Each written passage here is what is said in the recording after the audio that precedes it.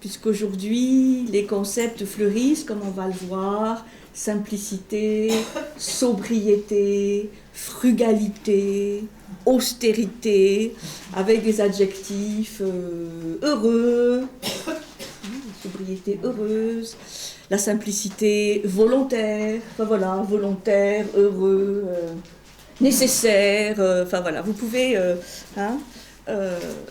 coupler un certain nombre de concepts avec les adjectifs qui vont avec, et ça donne une idée de la constellation qu'on a aujourd'hui par rapport à des nouvelles propositions. Alors l'idée de ce cycle, c'était de se dire que bon, aujourd'hui, on parle beaucoup de cela, de revenir à une vie plus proche de la nature, une vie plus simple, où on consomme moins, ou en tout cas on sort de la surconsommation, on limite le superflu. Mais bon, on s'est rendu compte que ceci n'était pas le fait simplement de notre époque, et du Covid, mais que depuis les philosophes de l'Antiquité, c'est-à-dire depuis à peu près 2500 ans, nombreux sont les philosophes ou les penseurs qui se sont penchés sur le sujet et qui déjà parlaient d'une vie sobre, d'une vie simple. Donc j'ai construit le cycle en trois temps. L'Antiquité, pour voir justement ce que disait un Socrate du sujet, un Diogène de Sinope avec les cyniques, mais aussi Épicure, Sénèque et bien d'autres. Chaque fois, le choix des philosophes n'est évidemment pas exhaustif, mais pour montrer qu'il y avait quand même un large consensus, aussi déjà à l'Antiquité, pour des raisons éthiques et pour des raisons aussi de perfectionnement intérieur, proposait des modes de vie quand même assez austères. Et peut-être un des plus austères était le mode de vie épicurien, malgré la déformation de l'adjectif épicurien. Donc voilà, ça pose le socle déjà de l'Antiquité. Ensuite, on a vu le 18e et 19e, qui est une période évidemment propice à ce genre de réflexion, même si c'est à contre-courant de l'idéologie dominante. 18e, 19e, on est en pleine révolution industrielle, la notion de progrès, donc d'un progrès infini, et donc avec des usines qui produisent, qui surproduisent. Et donc là, on a vu un certain nombre de penseurs assez courageux à l'époque, puisqu'ils se sont opposés à quand même ce qui était une pensée dominante. Donc on a vu Jean-Jacques Rousseau, déjà, qui, lui, pour des raisons aussi de sensibilité personnelle, préférait la vie en contact avec la nature, les rêveries du promeneur solitaire, la solitude, enfin bon, revenir à un mode de vie plus simple. Et puis on a vu surtout ceux qui vont marquer le 19e et qui vont donc marquer notre époque aujourd'hui, comme l'américain Henry David Thoreau, qui a eu cette expérience de Walden, de vivre seul dans une cabane au fond des bois. Emerson et Thoreau, un peu les deux grands fondateurs du transcendantalisme américain. Et puis, moins connu peut-être, Tolstoï, qui, parti d'une jeunesse mondaine, aristocrate, chasseuse, et vraiment dans un mode de vie très mondain, va avoir une sorte de conversion mystique, religieuse, pour proposer quelque chose de beaucoup plus dépouillé. Donc, végétarianisme, vie simple à la campagne, abolition du servage, évidemment, qui était à son époque en Russie un grand sujet. Donc Tolstoï, qui va beaucoup influencer Gandhi, puisqu'il va y avoir à la fin des années de vie de Tolstoï une correspondance entre lui et Gandhi. Et Gandhi est fort impacté par les écrits de Tolstoï, et à tel point que, vous avez rappelé que la première expérience communautaire en Afrique du Sud de Gandhi s'appelle la Tolstoy Farm, donc une ferme vivant en autosuffisance, en autarcie, avec le travail de la terre, sans aide animale, une alimentation aussi végétarienne, etc. Donc, nous avons terminé la semaine dernière, je crois bien, par Gandhi, évidemment, avec cet aspect-là d'une vie évidemment sans violence, d'une vie où on redevient maître des outils de production, d'où l'idée de filer soi-même ses vêtements, enfin d'être vraiment en autonomie complète par rapport à ses vêtements, par rapport à son logement, par rapport à son alimentation, etc. Et une autarcie, une autosuffisance, ça c'est très important, ce qui est repris aujourd'hui, et avec aussi tout le volet politique qui va avec, puisque là, c'est pas simplement pour une éthique personnelle, c'est aussi pour un projet collectif, un projet de société, un projet donc politique, avec ce qu'on avait vu avec Thoreau, qui va être repris par Gandhi, de la désobéissance civile. C'est-à-dire si l'État propose des lois ou édicte des lois qui nous semblent injustes, eh bien, on a le droit de ne pas les appliquer, donc désobéir.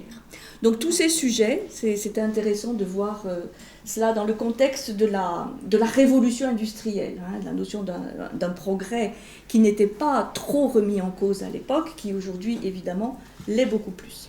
Donc le thème d'aujourd'hui, c'est de voir entre le XXe siècle et notre XXIe siècle, qu'est-ce qui s'est passé?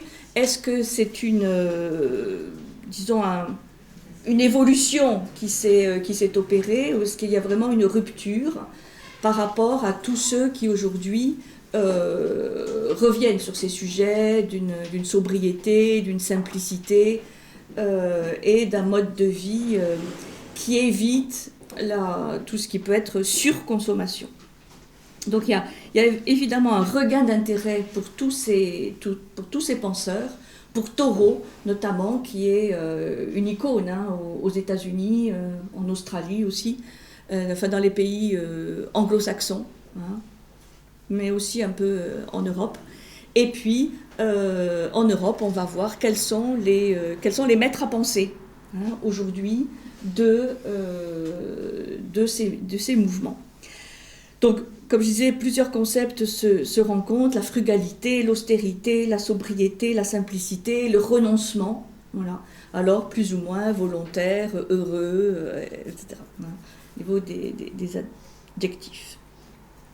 Ceci va aujourd'hui se rencontrer avec tout ce qu'on appelle le courant de la collapsologie, du collapse, vous avez, je pense, entendu parler, c'est un mot anglais qui veut dire effondrement, collapse, dont le fondateur, on va dire au moins du concept, est Pablo Servigne. Pablo Servigne, dont vous trouvez beaucoup de livres et beaucoup d'interviews dans des revues alternatives, je pense à Yggdrasil, mais aussi à bien d'autres revues, et qui est aujourd'hui un des penseurs majeurs de cette collapsologie, avec déjà une évolution depuis son premier ouvrage, Comment tout peut s'effondrer, puisqu'en fait c'était une trilogie qu'il avait prévue. Il n'a pas encore sorti le troisième volet, qui là va faire des propositions, puisque il ne s'agit pas simplement de rester sur un constat, sur un diagnostic, mais aussi de voir quelles sont les propositions positives pour imaginer ce fameux monde d'après qui est venu grâce au Covid, un peu sur le devant de la scène. Ce monde d'après, est-ce que ça sera le monde d'avant en pire, comme disent certains? Est-ce qu'il y aura vraiment un changement profond de mentalité et de paradigme? Pour l'instant, on n'en sait rien, mais il n'empêche que certains quand même, essaie d'imaginer ce que pourrait être ce monde de demain. Et je cite aussi à la fin quelqu'un que j'aime beaucoup, qui est un jeune britannique super, qui s'appelle Rob Hopkins. Rob Hopkins qui a écrit plein d'ouvrages, dont le manuel de transition. Le manuel de transition qui a mis au devant de la scène toute la notion de permaculture, créée par les Australiens Morrison et Holmgren, mais qui a créé vraiment un courant que je trouve personnellement positif de tout ce qui sont les villes en transition. Les villes en transition, c'est-à-dire un certain nombre de villes, ce sont plusieurs centaines sur la planète aujourd'hui. En France, il y en a plusieurs dizaines qui souscrivent à une sorte de charte de la transition pour être avec un certain nombre d'objectifs, notamment l'autonomie énergétique, mais aussi des modes de gouvernance, des modes d'éducation différents, et ils mettent l'accent sur la résilience, la notion de résilience, c'est-à-dire la capacité d'une société d'absorber des chocs. Alors là, on est vraiment en plein dans le sujet, c'est-à-dire, est-ce qu'une société, c'est comme un individu, peut-il être résilient, c'est-à-dire retrouver sa forme, assumer, absorber les chocs et continuer à vivre. Et c'est ça qui est intéressant chez Hopkins, tout ce mouvement de la transition, c'est qu'il est très positif, il n'est pas simplement critique, il ne fait pas simplement un diagnostic ou une critique de nos sociétés, il fait des propositions, et là c'est son dernier ouvrage, « Et si on libérait notre imagination pour créer le futur que nous voulons ?» Lui il axe beaucoup sur l'importance de l'imagination, c'est pas de la fantaisie, mais comment on peut imaginer le monde de demain. Alors certains politiques se sont emparés de ça, quel futur désirable on pourrait imaginer, et ensuite voir à toute petite échelle, parce que c'est ça qui est intéressant aussi, à toute petite échelle, au niveau d'une petite commune, d'un petit village, qu'est-ce qui peut être fait dans cette direction, pour pas rêver au grand soir, parce que ça c'est derrière nous, les grands soirs, les grandes révolutions, grandes idéologies, on en a fait un peu le tour. Par contre, des petites initiatives, des petits groupes, des petites associations, et qui peuvent, disons, si elles se mettent un peu en réseau, peuvent vraiment changer les choses. Alors, je vous avais parlé la dernière fois. Si ça vous intéresse, je vous scannerai le document. C'est dans Philosophie Magazine, où il y a eu un numéro il y a quelques mois consacré à cela, collapsologie. Ça vous dit quelque chose, collapsologie, oui. Voilà. Et donc là, il y a un certain nombre d'interviews, et ils ont fait la galaxie collapso. La galaxie collapso. Si ça vous intéresse, là j'ai pas fait de photocopie, mais je pourrais vous scanner, vous envoyer le document, parce que c'est là où on se rend compte que y a du monde, et il y a du monde, vraiment du monde, et pas forcément très connu. Ceux dont on va parler aujourd'hui, ils sont pas connus, ou peu, ou oubliés. Moi je sais que dans ma jeunesse, j'avais lu tous les bouquins d'Ivan Illich, sur l'école, la société conviviale. Bon, le pauvre Illich, oublié, alors qu'en fait, et c'est ça qui est un peu paradoxal, ce sont ces idées qui aujourd'hui vraiment reviennent sur le devant de la scène. Donc là, vous avez la galaxie collapso. Alors vous avez, je vous cite simplement les noms, mais c'est complexe, justement. Vous avez les penseurs de l'Anthropocène. Alors les penseurs de l'Anthropocène, c'est ceux qui disent qu'on est rentré dans une nouvelle ère géologique, où c'est l'homme, Anthropocène, où c'est l'homme qui est à l'origine des grands changements, changements climatiques, dérèglements, etc. Et c'est plus simplement une météorite qui tombe et qui fait l'extinction des dinosaures, mais c'est l'homme qui, par son comportement, par sa consommation, fait changer les choses. Alors vous avez Bruno Latour, Anna Tsing, Christophe Bonneuil. Bon, je ne vais pas tous vous les citer, je vous enverrai le document. Alors vous avez justement tout ce mouvement de la transitionneur avec Rob Hopkins, et tout le mouvement des villes en transition, Donc, si ça vous intéresse, allez voir les sites des villes en transition, d'Hopkins et tout ça. Il a plein de conférences sur YouTube et c'est vraiment quelqu'un d'intéressant.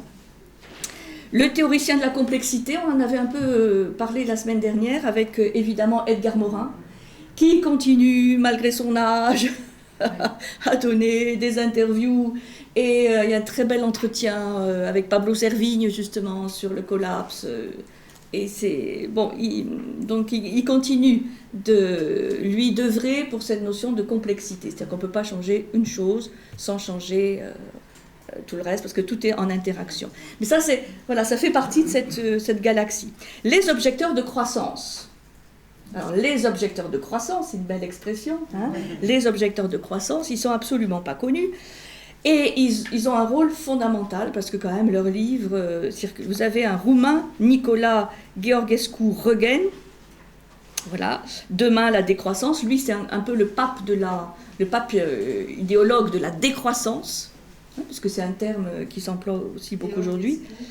Gheorghiescu-Roegen, je vous donnerai hein, les noms. Donella et Denis Meadows.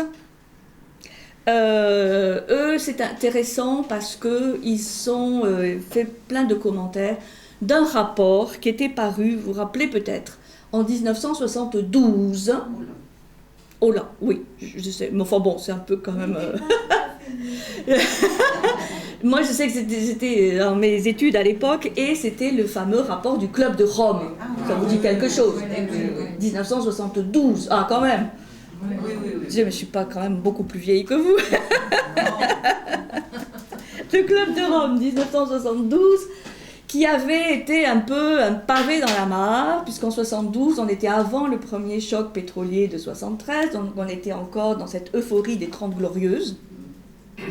Et donc, quiconque remettait en cause un peu ce progrès infini était mal vu. Alors là, c'était quand même assez incroyable, puisque c'était le Club de Rome, c'est-à-dire des experts, des économistes, enfin voilà, des gens qui normalement auraient dû être dans cette perspective-là, qui commençaient à tirer vraiment les sonnettes d'alarme, en disant on ne pourra pas continuer comme ça.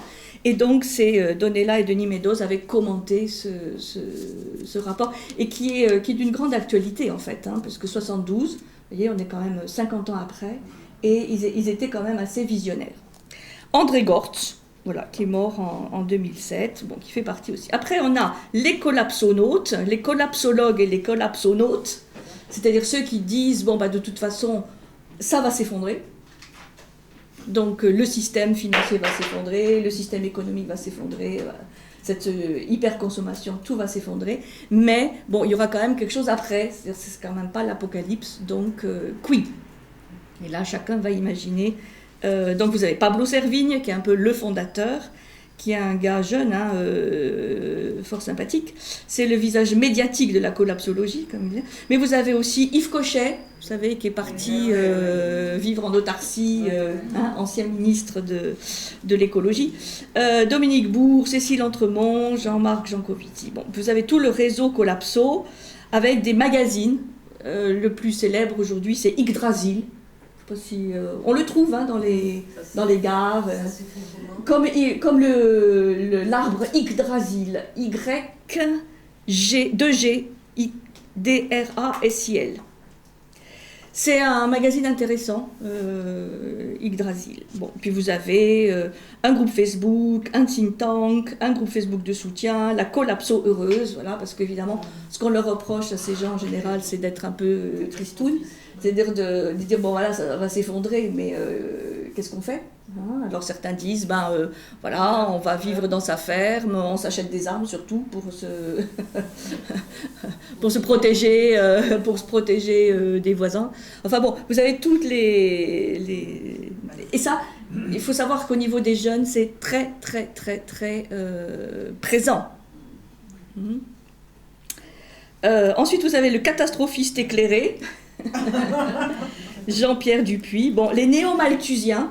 Alors, les néo-malthusiens, Ehrlich, Bartlett, voilà, c'est des gens qui disent, bon, de toute façon, on est trop nombreux.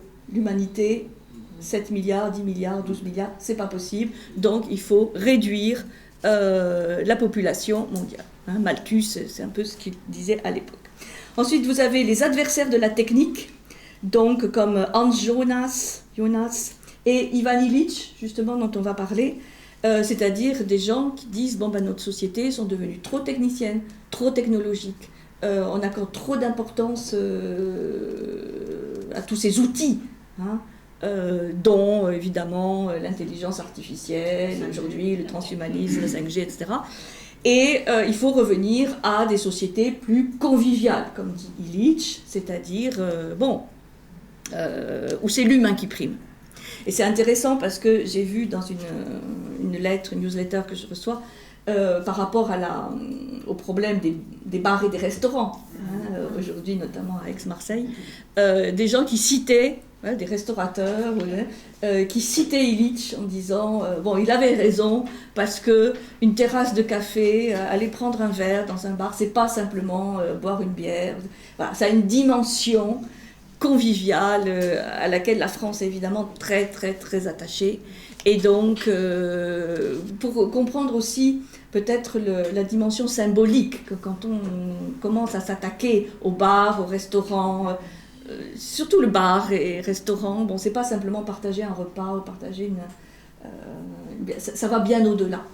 Et c'est sûr que là, donc c'était intéressant parce que Illich revient par sa société conviviale par le biais de nos problèmes actuels. Et puis vous avez les historiens du déclin, alors ceux qui disent que vraiment, on est dans une société décliniste, Diamond, Orloff, Harper, enfin voilà. Je ne vais pas tous les citer, développer tout ça, mais c'est intéressant parce que ça c'est l'actualité. Hein, et avec les réseaux, Facebook et autres, tout ça circule beaucoup.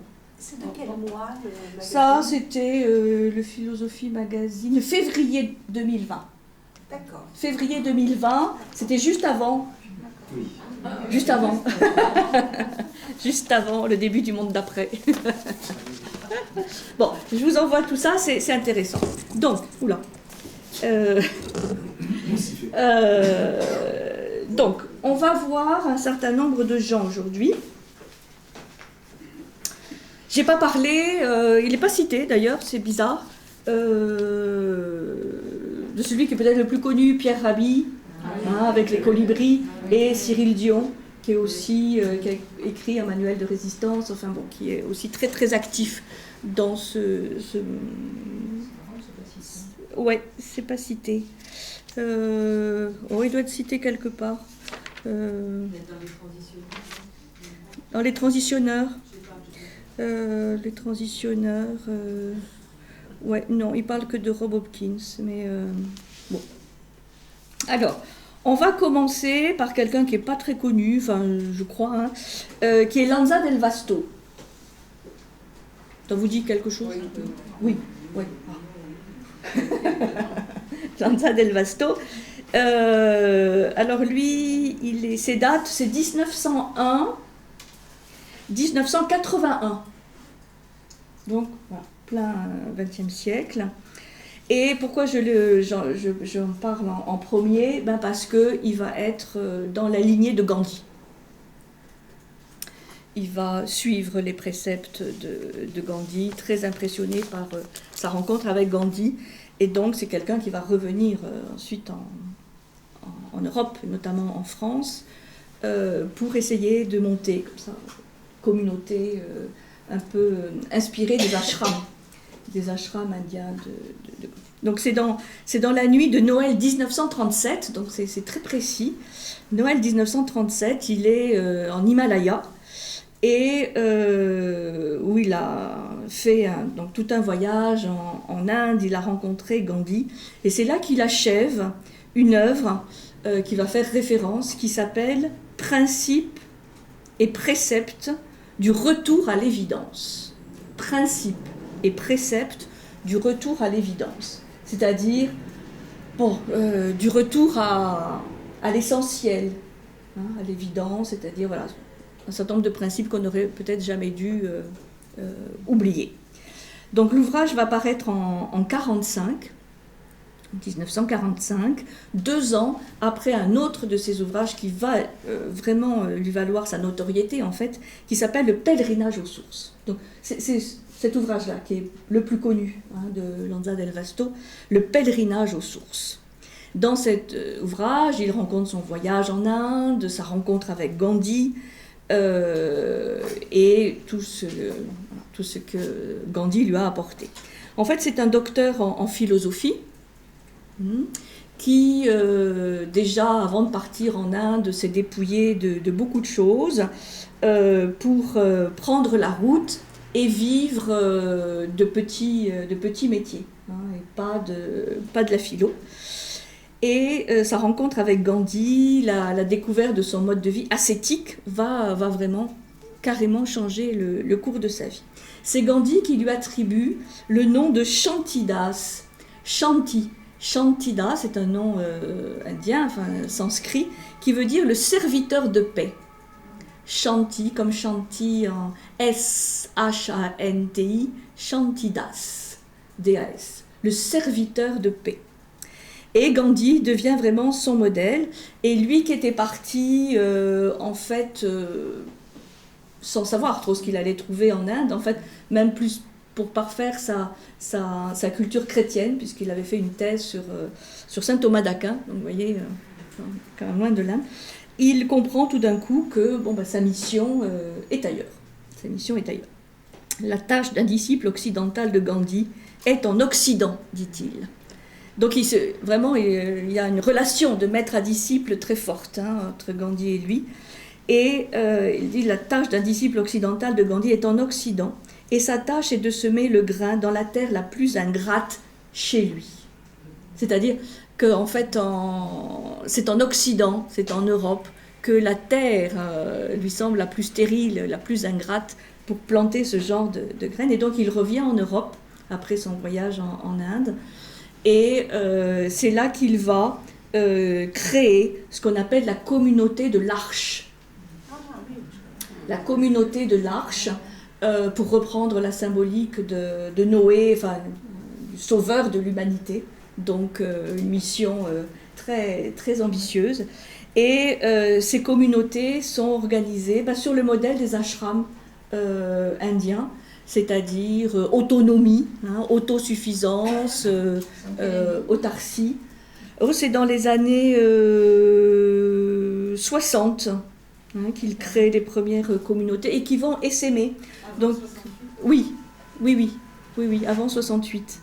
Et c'est là c'est dans son œuvre Principes et préceptes du retour à l'évidence qu'il explique que le monde glisse vers l'abîme, l'apocalypse est proche, il faut donc fuir la ville pour revenir à la terre. Donc ces communautés de l'Arche s'installent dans les campagnes, et pour travailler la terre, être autosuffisant, filer ses vêtements. Enfin, c'est exactement le modèle, au départ en tout cas, des ashrams indiens, notamment, et la vision de non-violence aussi de Gandhi. Il écrit « L'homme est un ange déchu, mais l'homme de la ville est un animal dénaturé. Tu as trop de vie, grande ville, trop de vie s'appelle fièvre. Fièvre est signe de maladie.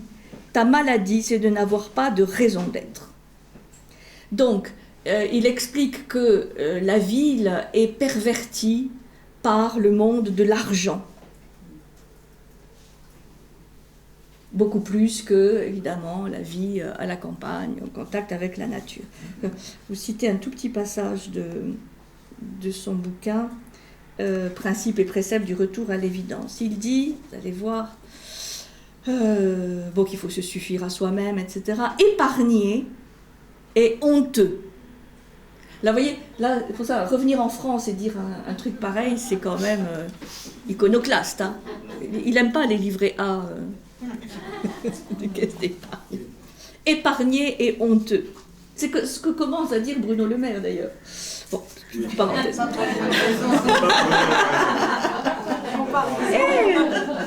Épargner est honteux.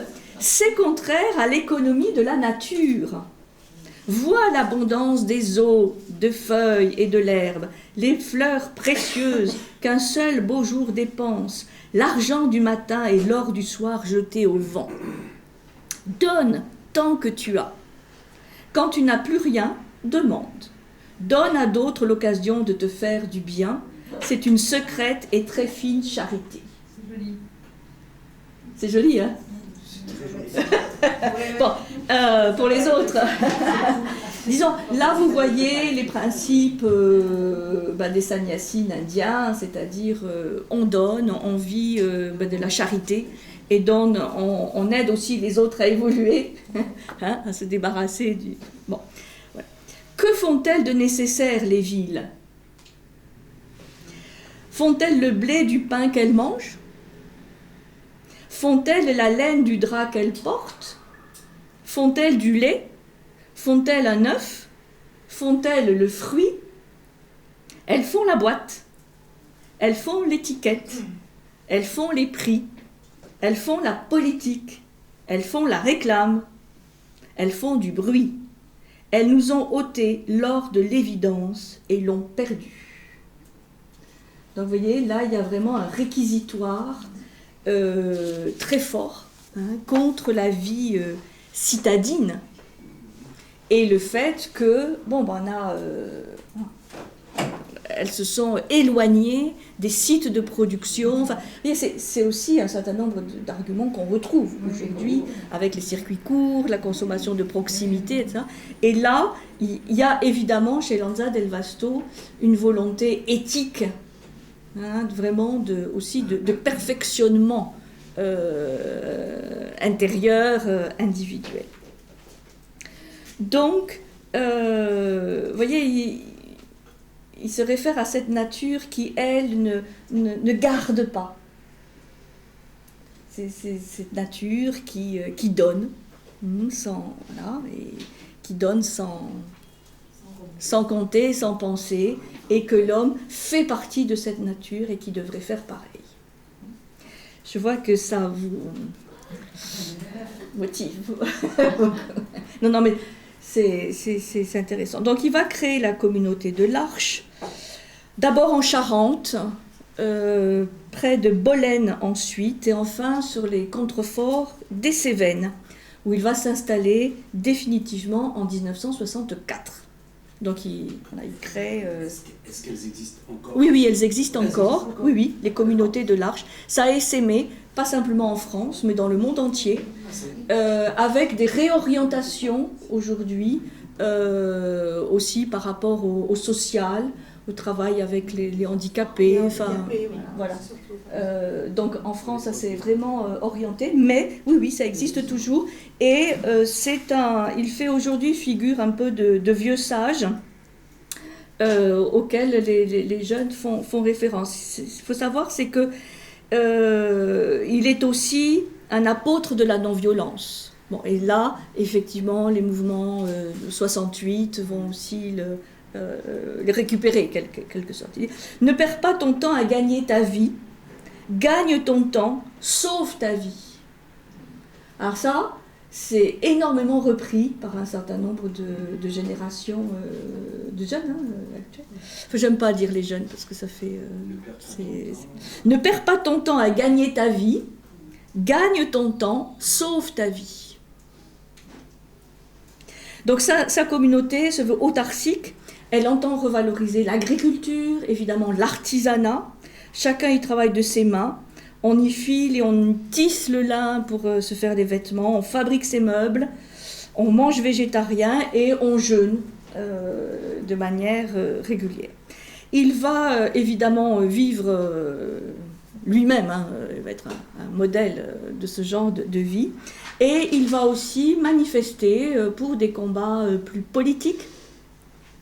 Il va manifester plusieurs fois contre la bombe atomique, contre les camps d'internement en Algérie dans les années 50. Donc il va aussi prendre sa part à ce conflit. Il va défendre les paysans du Larzac, menacé d'expropriation par l'armée, hein, vous vous rappelez, en 72. Faut savoir pour la petite histoire que José Bové a séjourné dans une communauté de l'Arche dans les années 70 et Lanza del Vasto va aussi manifester contre le réacteur nucléaire de Creys-Malville en 1976. Bon, c'est des combats un peu anciens, hein, le Larzac, Creys-Malville, mais qui à l'époque quand même ont fait beaucoup parler. Donc, après, il s'est quand même un peu retiré du monde, mais vous voyez quand même toujours un peu présent dans l'action. Et il est devenu une sorte d'idole de ceux qu'on appelle les 68 arts, les post-68 arts, avec cette figure, vous avez très, très bel homme, avec la grande barbe blanche, enfin, un peu du sage, quoi, hein, qui sait de quoi il parle et qui peut être un peu suivi. Et donc il est considéré aujourd'hui comme un des pionniers de l'écologie politique française. Vous savez que c'est quand même toute une saga, hein, l'écologie politique française. C'est pas du tout évident parce que c'est vraiment plein de micro-courants qui se bataillent les uns les autres encore aujourd'hui. Et par contre, il revient un petit peu comme Gandhi, comme la figure du pionnier de la décroissance. Voilà, de ce terme sur lequel on reviendra tout à l'heure. Pionnier de la décroissance, c'est-à-dire voilà, d'une vie plus sobre, plus simple, qui se résume à l'essentiel. Et là aussi, pour la petite histoire, mais c'est bien de situer un peu certaines personnes. Jean Lassalle, vous connaissez Jean Lassalle, député des Pyrénées-Atlantiques, hein, qui a fait la grève de la faim, hein, pour empêcher une fermeture d'usine en 2006. Et puis, il a effectué un tour de France à pied, hein, de 8 mois en 2013, et il l'expliquait donc, il appliquait les principes de celui qui avait marqué sa jeunesse.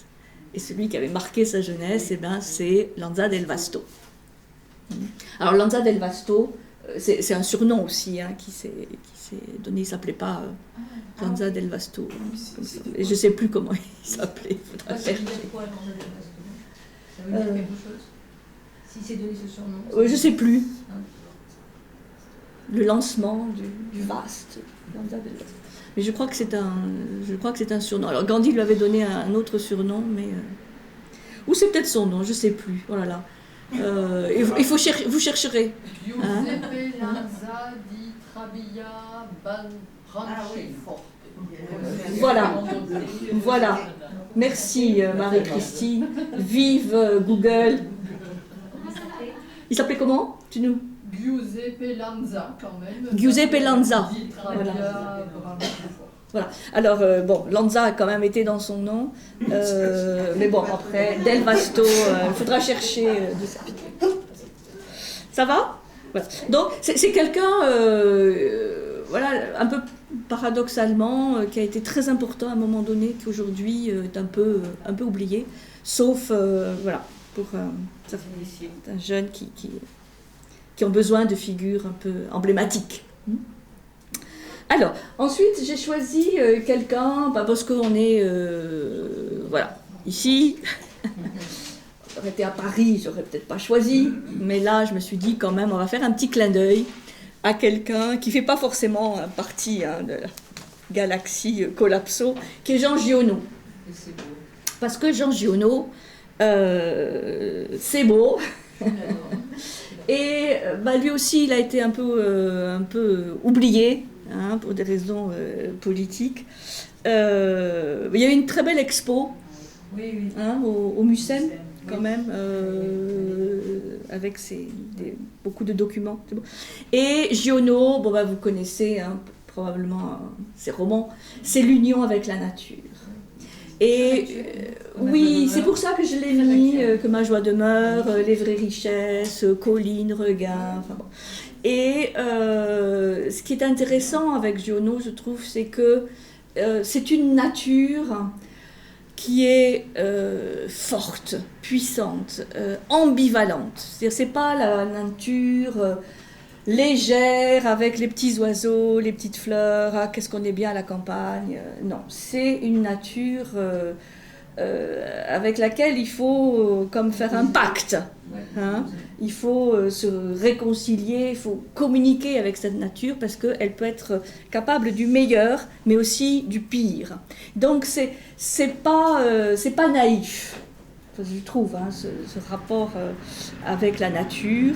Et les héros de Giono, c'est des paysans de Provence qui sont simples, hein, qui sont rustres et qui font corps avec une nature puissante et sauvage. Et cette nature, elle est même souvent inquiétante, comme l'est l'être humain. Donc c'est complexe et c'est riche, hein, c'est pas simplificateur. Donc cette fusion entre l'homme et la nature, il va la chanter déjà dans Colline, son premier roman, paru en 1929. Et il revendique ce contact avec la nature comme vraiment l'état idéal dans les vraies richesses. C'est un autre de ses ouvrages, un essai de 1936. Et face à la guerre qui menace, il ressent la nécessité de se jeter dans la bataille des idées et de témoigner. Il a survécu quand même à la Première Guerre mondiale, au combat de Verdun, de la Somme, du chemin des dames, enfin, ça a été le pire. Et il est convaincu que seule l'union avec la nature peut être une alternative pour l'homme face à la modernité et à la violence de la modernité. Vous savez à quel point la Première Guerre mondiale a été un choc, terrifiant, pour se rendre compte à quel point on avait sacrifié des jeunes. Voilà. Et donc ça a remis en cause l'éducation, ça a remis en cause beaucoup de choses. Ça a été, je crois qu'on n'a pas encore pris vraiment la mesure du choc qu'a été la Première Guerre. Au niveau artistique aussi. Alors bien sûr, il y a eu la deuxième qui a suivi très vite, avec ses horreurs, et ça a un peu éclipsé, je crois, sauf pour certains chercheurs, cette rupture de la Première Guerre, et qui a été suivie quand même assez vite par la grande crise quand même de 29. Et donc Giono, lui, c'est un survivant de la Première Guerre, et comme beaucoup d'auteurs de son époque, il s'interroge sur comment éradiquer la violence. C'est pour ça que c'est l'époque aussi où il y a toutes les recherches sur la nouvelle éducation, la nouvelle école, comment éduquer les jeunes pour leur éviter de nouveau d'être la chair à canon. Enfin, là, il y a vraiment une réflexion qui va ensuite s'arrêter avec la Deuxième Guerre. Mais là, pendant 10-15 ans, à partir des années 20 jusqu'aux années 30-35, il y a vraiment une réflexion parce que les gens sont meurtris par la violence. Et donc, il fait partie les membres du Parti communiste, et donc pour convaincre ses amis du Parti communiste, et aussi du mouvement des auberges de jeunesse, puisque le mouvement des auberges de jeunesse va naître à ce moment-là, il va les amener sur la montagne de Lure, cette fameuse montagne de Lure dans les Alpes d'Haute-Provence, et c'est là que se tiendront désormais 2 fois par an les fameuses rencontres du Contadour. Les rencontres du Contadour qui nourriront de leur débat son livre justement Les vraies richesses. Donc c'est un lieu vraiment de rencontres et d'échanges. Il explique que la société fondée sur l'argent détruit les récoltes, détruit les bêtes, détruit les hommes, détruit la joie, détruit le monde véritable, détruit la paix, détruit les vraies richesses. Vous voyez, on est très proche de Lanza del Vasto. Il veut revenir à l'essentiel, du retour à l'évidence, qui est évident. Donc ça, c'est ce qu'il écrit dans la préface des vraies richesses. Et le livre s'ouvre sur la vision de ce monde stérile qu'il décrit avec ses promenades à Paris.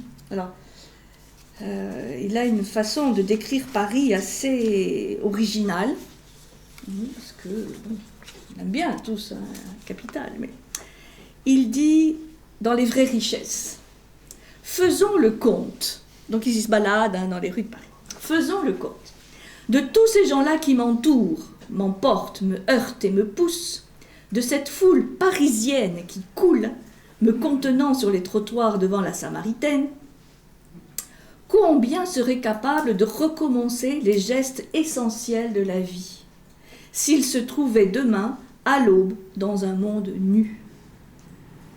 Qui saurait orienter son foyer de plein air et faire du feu? Qui saurait reconnaître et trier parmi les plantes vénéneuses les nourricières comme l'épinard sauvage, la carotte sauvage, le navet des montagnes, le chou des pâturages?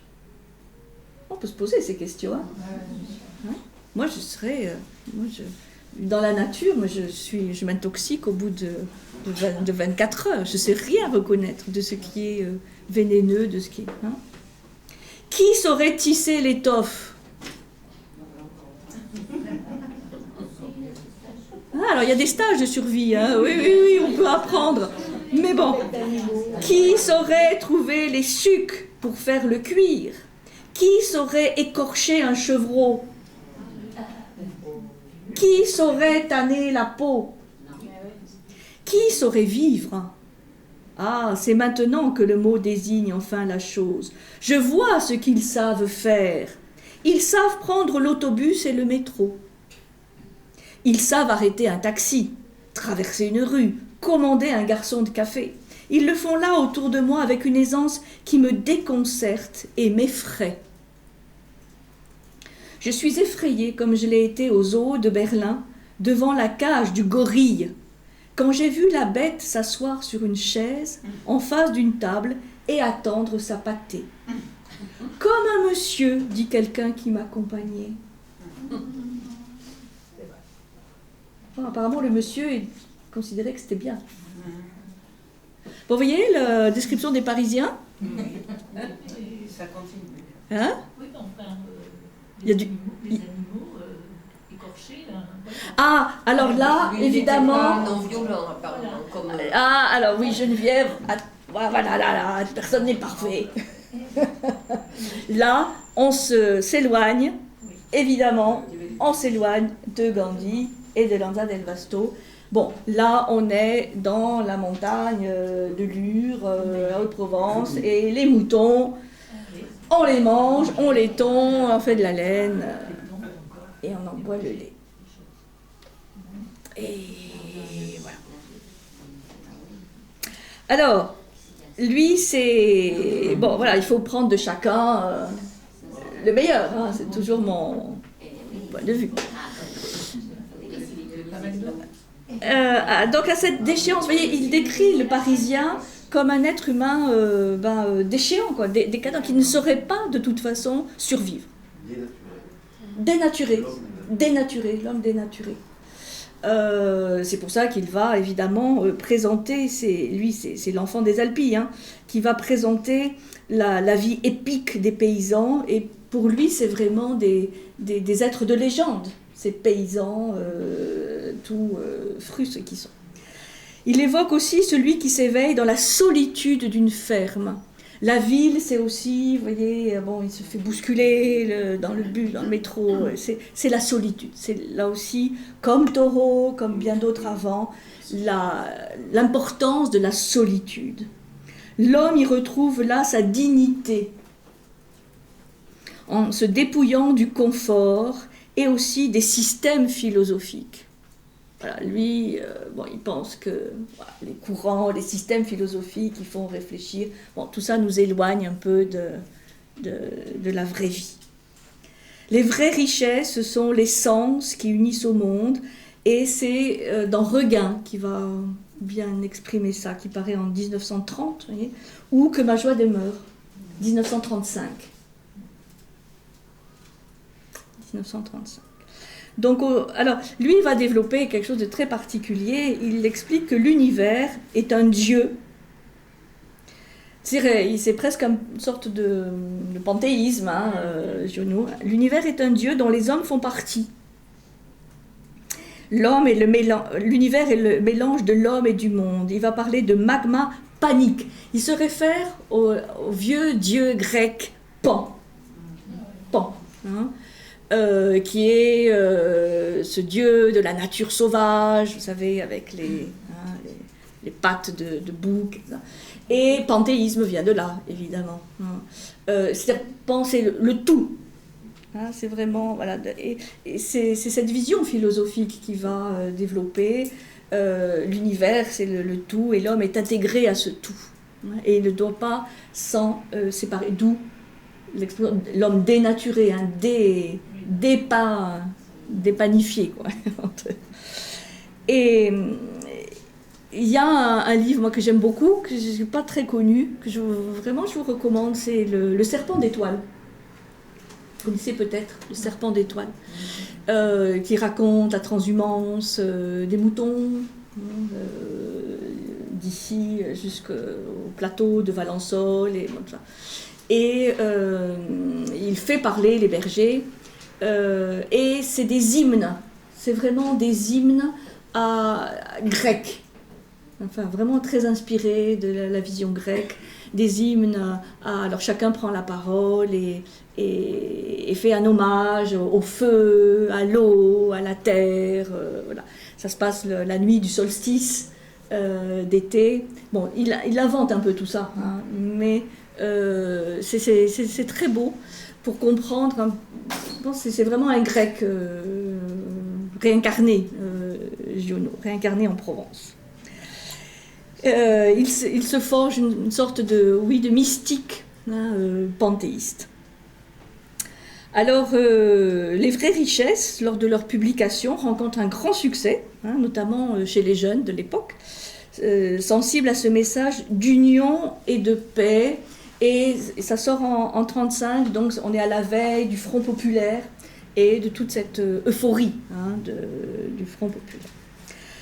Alors ensuite, c'est l'invasion de la Pologne en 1939, ça coupe court à ses espoirs et il explique que lui, il est un opposant inconditionnel à la guerre. Donc ça lui vaudra quelques jours en prison.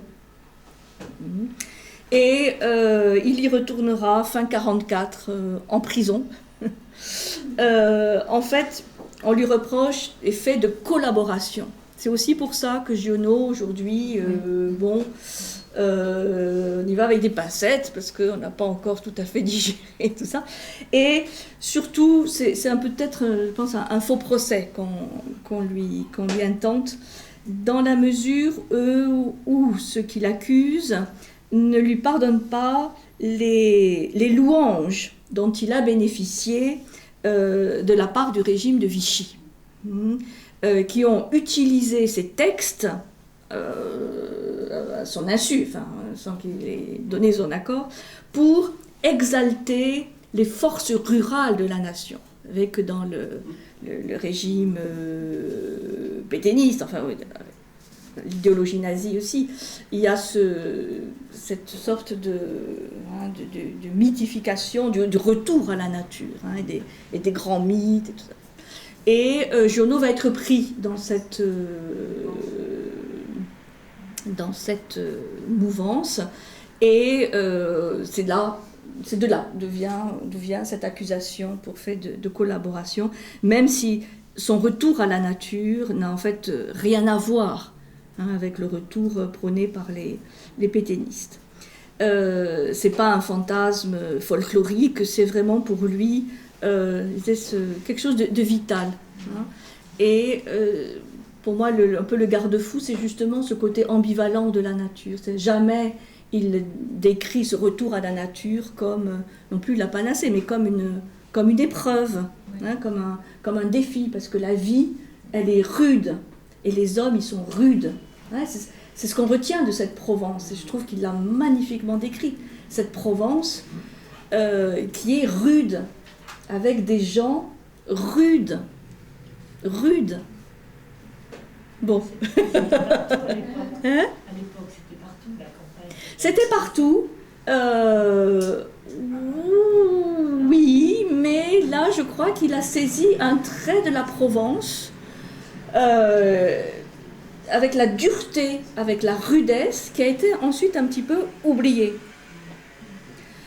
L'absence de solidarité, parce qu'on dit toujours les paysans solidaires, ben, c'est pas vrai, c'est pas vrai du tout. Chacun quand même défend sa terre, etc. Hein. Et on se rappelle après des écrits beaucoup plus tardifs, Jean de Florette et tout ça. Bon, c'est dur, c'est dur. Et je crois c'est vrai que ce côté de la Provence après a été un peu oublié parce que bon, voilà, la Provence, c'est la lavande, c'est le soleil, les gens méridionaux, donc accueillants, les bras ouverts. Mais bon, comme disait Frédéric Mistral, bon, les bras s'ouvrent, oui, mais ils ne se referment jamais. Et lui aussi avait bien senti que c'est pas un monde de bisounours qui décrit. Et donc, je trouve que c'est des traits importants de la Provence. Bien sûr, ça se trouve dans d'autres régions, mais avec des formes un peu différentes. Et puis, donc il va quand même, après la guerre, continuer d'écrire Un roi sans divertissement, en 1947, Le hussard sur le toit, en 1951. Donc là, vous savez, ça a été très bien mis en scène, c'est l'histoire de la peste, l'épidémie... choléra, qui décime la Provence. Et puis, alors, pour revenir à quelque chose de plus dans notre thème, une très belle nouvelle, L'homme qui plantait des arbres. Alors, petite nouvelle, courte, qui a été souvent mise en scène, je vous le recommande. Mise en image, merveille. Oui, il y a mise en image. Oui. L'homme qui plantait des arbres. L'homme qui plantait des arbres, c'est très beau. Ça incite à planter des arbres. Et c'est publié en 1953. Vous voyez, très très très beau livre. Oui, L'homme qui plantait des arbres. Donc je vous recommande Le serpent d'étoiles, L'homme qui plantait des arbres. Bref, là, bon, c'est une petite parenthèse, c'est un peu différent des autres courants, mais c'est l'union avec la nature, contact avec la nature et tout ce que peut apporter la nature dans sa rudesse, mais aussi dans par la confrontation à évoluer un petit peu soi-même. Voilà, petite parenthèse provençale. Alors, ensuite, on va trouver des gens importants dans cette thématique et un à qui je pense qu'il faut vraiment rendre hommage parce qu'il a été carrément oublié. C'est Jacques Ellul. Alors on va commencer, on va faire une petite pause après, mais ça vous dit quelque chose, Jacques Ellul? Oui. Ils sont très actifs avec Aix-en-Provence, il y a une association. Super. Très actifs avec Aix-en-Provence. Ah ben ça fait plaisir. Je les avais connus à une conférence à Marseille. Oui. Ils sont encore, il y a tout Ah, mais voilà, très intéressant. Parce que lui, il est mort en 94. Donc il y a des gens qui continuent. Ah ben... Ça, si tu as des infos là-dessus, c'est intéressant. Parce que, alors, ce Jacques Ellul, 1912, il est né en 1912, mort en 1994. Donc il a quand même une vie assez longue. C'est un juriste, français, juriste, professeur de droit, professeur d'histoire des institutions, à l'université de Bordeaux. Voilà, donc prof de fac. Il enseignait aussi à Sciences Po, Bordeaux. C'est peut-être pour ça qu'aussi à Sciences Po Aix, peut-être il y a une liaison là. Et en fait, il a deux visages, puisqu'il est donc juriste, émérite, mais il est aussi théologien.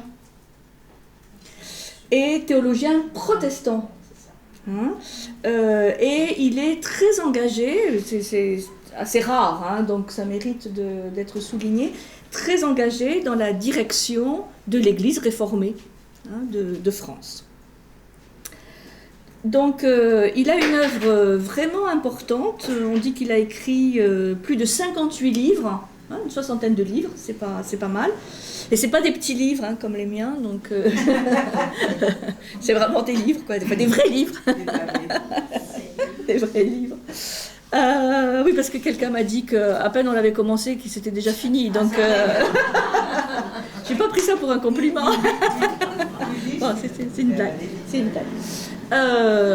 Bon, donc 60 livres, plus d'1 millier d'articles, pour dire que quand même c'est quelqu'un d'important. Donc un double volet de son œuvre. Il y a un volet sociologique où il va avoir une sorte de thème dominant de réflexion, c'est l'analyse du phénomène de la technique. Et évidemment, il va développer toute une critique de la société technicienne. Donc là, c'est plus l'histoire de la pensée et du rôle de la technique, de la technologie dans nos vies. Et puis un volet théologique, éthique,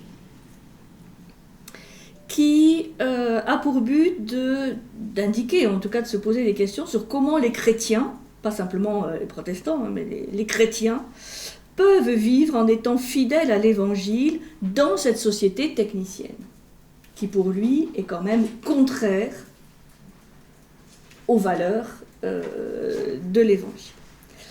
Alors lui, il a une conscience écologique très précoce, puisque dès 1935, il signe avec un ami un texte intitulé « Directive pour un manifeste personnaliste ». Directive pour un manifeste personnaliste. Et en fait, ce texte est proche de la revue Esprit d'Emmanuel Mounier, hein, qui est fondateur du mouvement personnaliste. Alors, lui, Ellul, il appelle à construire une cité ascétique. Alors, lui, c'est même plus frugal ou austère, c'est ascétique. Société à hauteur d'homme. Donc là, il y a aussi cette notion, cette revalorisation de l'humain, et qu'il présente comme une alternative au productivisme destructeur et aliénant. C'est une critique très forte, hein, très, très puissante, qui fait tout théologien qu'il est, tout prof de droit. Il a une critique vraiment puissante de ce productivisme destructeur, aliénant, et il recherche une solution à la fois contre la richesse, l'hyper-richesse, qui crée la misère. Donc ce double aspect richesse-misère. Et c'est lui qui, à la fin de la Seconde Guerre mondiale, va avoir cette formule qui va être souvent reprise depuis. On ne peut concevoir un développement infini dans un monde fini. C'est lui. Et Jacques Ellul. On ne peut concevoir un développement infini dans un monde fini. Donc cet aphorisme a fait florès, puisque on le reprend à tout bout de champ, en disant, voilà, on n'a qu'une seule planète, donc une planète finie, et on ne peut plus concevoir un développement infini. Alors, c'est vrai qu'aujourd'hui, tout ça semble banal, mais au sortir de la Deuxième Guerre mondiale, on est au début de ces 30 années, hein, qu'on va appeler les 30 glorieuses, où il faut reconstruire le pays, plan Marshall à l'appui, où il faut produire, nourrir. Et donc, il est totalement à contre-courant. Il est totalement à contre-courant. C'est pour ça que je pense qu'il a été un peu oublié, parce que au début de cette forte croissance économique, où tout le monde parie sur la croissance économique, donc on en parle encore évidemment aujourd'hui, en tout cas en Europe, ça fait un peu tâche, quoi. Alors par contre aux États-Unis, ce qui est le cas de beaucoup de nos penseurs français de ces années-là, on va l'accueillir à bras ouverts, parce que c'est comme tous nos penseurs, hein, Foucault, Girard, enfin, ils vont être accueillis dans les universités américaines parce que dans les universités américaines, bon, en tout cas à l'époque, il y avait un brassage d'idées, on accueillait très volontiers les penseurs français parce que justement, ils représentaient voilà, des idées originales, hein, et même Michel Serres, hein, vous vous rappelez, qui a été accueilli à Brazzaville, alors qu'en France, ils étaient persona non grata. Et il y en a un paquet. Hein. Les Deleuze, les Derrida, enfin tous nos grands derniers, on peut dire, maîtres à penser, pas les French doctors, mais les French philosophers, ils ont émigré aux États-Unis. Et ça a été le cas donc d'Ellul aussi, qui, dans la pensée, a eu une forte répercussion aux États-Unis. En tout cas, dans les campus américains. Alors, il faut voir aujourd'hui ce qu'ils en font. Ça change beaucoup, hein, les États-Unis, mais bon. Donc, je vous lirai un petit extrait aussi d'un autre ouvrage. C'est lui aussi qui va inventer cette formule qui, là aussi, a été fort appréciée. Penser globalement, agir localement. Penser global, voilà, penser globalement, mais agir localement. Hein, c'est ce qu'a repris Colin Serrault, hein, dans son film Solution locale pour un désordre global. Donc, certes, avec la mondialisation, mais Ellul il est vraiment au tout début de la mondialisation. Hein. Aujourd'hui, s'il revenait, mais il serait, je pense, mais totalement dévasté, quoi. Donc, cette idée, il faut déjà penser global, puisqu'on est tous imbriqués les uns dans les autres, les économies, tout ça. Mais les solutions ne viendront pas d'une solution globale, édictée, identique pour tous. Les solutions seront locales. Et aujourd'hui, ça, même sans le savoir, hein, il se réfère à Ellul, parce que tous ces mouvements hein, autour de la sobriété, de la simplicité de la vie, pensent ça. Le diagnostic, il est fait, je dirais, hein, par rapport à la mondialisation. Par contre, les solutions locales, donc ça veut dire petit, c'est ce qu'on trouve dans la permaculture, c'est-à-dire des petites exploitations à taille humaine, petit. Hein. Small is beautiful. Ça, c'est Ellul. Donc il faut quand même rendre à Ellul ce qui est à Ellul. Hein, voilà, parce que sinon... Et donc, le principal intérêt aussi, puis on va s'arrêter là, le principal intérêt de sa réflexion, c'est que il fait bien le distinguo, parce que souvent c'est un peu flou aujourd'hui dans les débats, le distinguo entre la notion de récession et la notion de décroissance.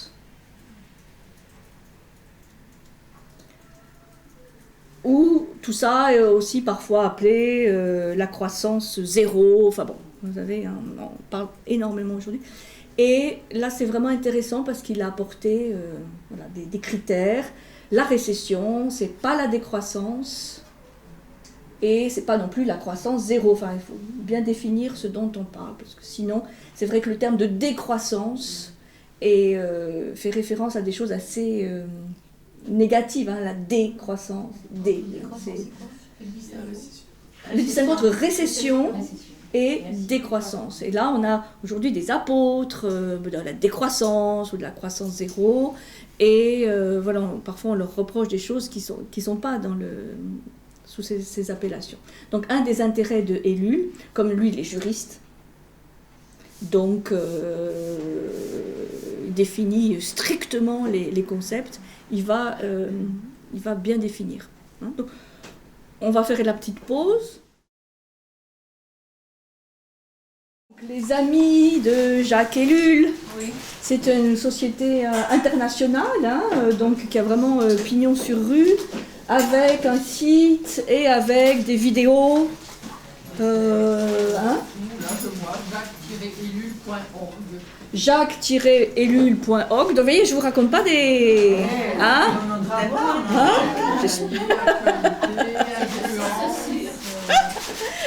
De sources sûres, c'est ça.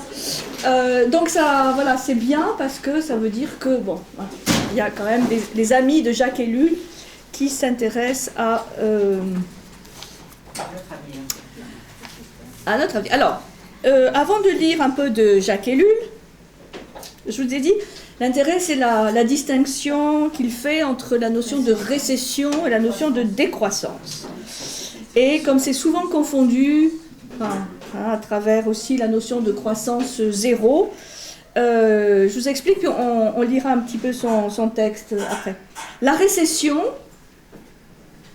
c'est un phénomène jugé négatif, on est en récession, c'est un phénomène jugé négatif dans une société et une économie qui reste résolument orientée vers la croissance.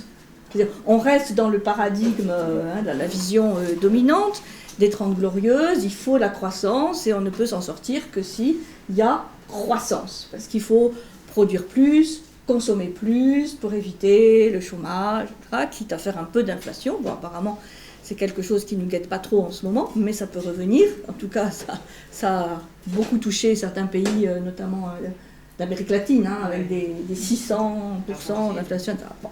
Donc la récession, c'est quelque chose, c'est un concept qui représente l'échec d'une société de croissance, et ça se manifeste par le fameux chômage de masse, la baisse du pouvoir d'achat, quand on dit en récession, chômage de masse, baisse du pouvoir d'achat, des troubles évidemment sociaux, des revendications, des plans sociaux, etc.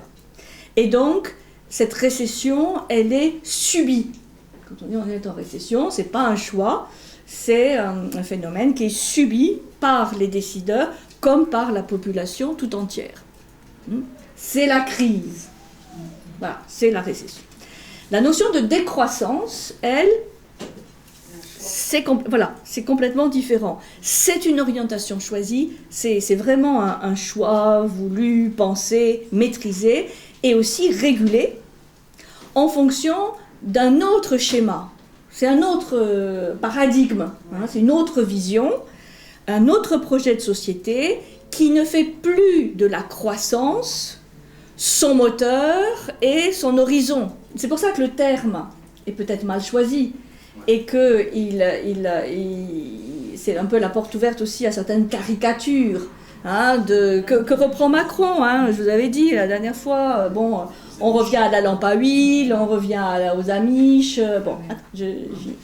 Non, c'est pas ça la décroissance. C'est une réflexion et ceux qui réfléchissent à cette décroissance, qui est un autre projet de société. Et c'est pour ça que les gens dont on parle depuis le début du cycle se situent dans le fait d'imaginer un autre modèle où on nous fait pas miroiter tous les jours le fait qu'on va revenir à la croissance ou que c'est une catastrophe si on a perdu 1 point ou 2 points de PIB. Oui, dans le schéma actuel, perdre des points de PIB, c'est dramatique parce qu'on sait que ça va être du chômage, des plans sociaux, c'est ce qu'on va voir dans les années qui viennent, malheureusement très fortement. Mais c'est subi. C'est subi, alors que la notion de décroissance est une réflexion évidemment beaucoup plus globale d'un autre projet de société, qu'on appelle aussi parfois croissance zéro. Mais là aussi, c'est une orientation, c'est un choix. Et pas, Et dans le concept de décroissance, et ça c'est Ellul le dit bien, c'est une société voulue qui est centrée sur la personne humaine. C'est-à-dire on remet l'humain au centre. Et pas la production ou la consommation. Et c'est une société qui n'est plus basée sur la puissance technique. Donc il y a revalorisation des métiers, revalorisation de l'artisanat, de la ruralité, face au gigantisme des villes. Et c'est pour ça qu'il y a ceux qu'on appelle les objecteurs de croissance, c'est-à-dire ceux qui ne font plus de la croissance à tout prix, le moteur et la finalité de la société. Parce que ça, c'est la grande remise en cause. Bon, on produit plus pour consommer plus. Bon, c'est ce qu'il nous dit, Bruno Le Maire. Hein. Sortez votre argent parce que faites-vous plaisir. C'est la première fois qu'un ministre de l'économie dit faites-vous plaisir, consommez. Bon, mais on sait pourquoi. Et c'est là où ça se heurte. D'abord à la peur du lendemain, l'incertitude, dire bon bah oui, se faire plaisir c'est bien, mais on a les retraites et tout ça. Hein. Et puis surtout, bon bah oui, mais consommer, mais oui, pourquoi hein. Voilà, c'est une fuite en avant. Donc là, très clairement, on est sorti quand même d'un paradigme, hein, pour dire les choses avec un gros mot, mais d'une vision. Qui était la vision des 30 glorieuses. Bon, ben voilà, depuis les premiers chocs pétroliers, on en est sorti, mais il y a quand même un phénomène d'inertie. Alors évidemment, se posent les questions du chômage. Bon, mais c'est pour ça qu'il faut de l'imagination et de la créativité peut-être pour inventer un autre modèle. C'est là où on est aujourd'hui. Il y a un troisième modèle qui est proposé, c'est la croissance verte. Oui. Donc, qui réconcilie en fait la croissance avec une sorte oui. de décroissance, puisque oui. il y a un hypocrite. Il faut voir, parce qu'aujourd'hui, bon, on verdit beaucoup de choses. Oui. Donc, comme effectivement la décroissance avait mauvaise presse, qu'il fallait quand même garder ce mot de croissance, on l'a peint en vert. Bon, c'est pas qu'il n'y a pas de bonnes idées hein, dans la croissance. Et c'est certain que ceux qui se battent pour que l'écologie soit aussi une source d'emploi, bien sûr, ils ont raison. Mais voilà, il faut peut-être être prudent sur les mots, parce que c'est aussi très électoral. Comme les gens ne veulent pas de la décroissance, parce que la décroissance, ça fait peur, on dit oui, croissance verte. Donc, enfin, c'est pas pour démolir le truc, pas du tout, hein, mais faut se méfier des... Alors, qu'est-ce qu'il dit, Élu, là? Il dit des choses quand même... mais vous allez voir. Qu'est-ce qu'il dit? Là, c'est un interview publié dans Sud-Ouest, en 83. Alors, je n'ai pas tout voulu lire, mais si ça vous intéresse, je vous enverrai le texte complet. Nous étions quelques-uns, il y a 30 ans, parce que faut voir que quand même ce Jacques Ellul, c'est un visionnaire. Hein. Nous étions quelques-uns il y a 30 ans, donc dans les années 50, à expliquer que la croissance indéfinie de la richesse et de la consommation était impensable. Que l'on devrait non pas rechercher à tout prix l'expansion, mais au contraire la freiner rationnellement, et quelques économistes parlaient déjà en 1965 d'une économie de surchauffe, ce qui entraînerait forcément un retour du bâton. Bien entendu, personne n'attachait la moindre importance à de tels propos jusqu'au moment du rapport du Club de Rome, donc 72, qui, grâce à une action publicitaire considérable et en faisant valoir le caractère scientifique de ses thèses, a percé dans l'opinion publique en 1972, avant la crise de 73. Mais aussitôt paraissait une réplique foudroyante d'un certain nombre d'hommes politiques et d'économistes. L'un d'eux, parmi les plus célèbres, écrivit un ouvrage pour démontrer que la croissance zéro n'était pas souhaitable. Car dans les circonstances du monde moderne, qui n'avance pas recule. Alors ça, sur les plateaux télé, vous entendez ça tout le temps. Faut avancer, il ne faut pas être rétrograde. Et décroissance, croissance zéro, tout ça, ça apparaît une régression, c'est rétrograde. Que par ailleurs, elle était impossible, cette décroissance, personne n'ayant la possibilité d'arrêter l'expansion. Hein, je me rappelle le magazine économique hein, qui s'appelait Expansion. Bon, aujourd'hui c'est Challenge, mais c'était l'expansion. Et qu'enfin, étant donné la structure de l'économie moderne, elle n'était même pas pensable. Nous étions véritablement condamnés à la croissance. Bien entendu, ces thèses étaient vite vulgarisées et les partisans de la croissance zéro, brocardés comme des esprits rétrogrades, hostiles au progrès, voulant revenir au Moyen-Âge, hein, tout ça est en lien, alors qu'en réalité, il s'agissait de s'établir à un niveau de production-consommation d'environ 1960, ce qui n'était quand même pas l'âge de pierre.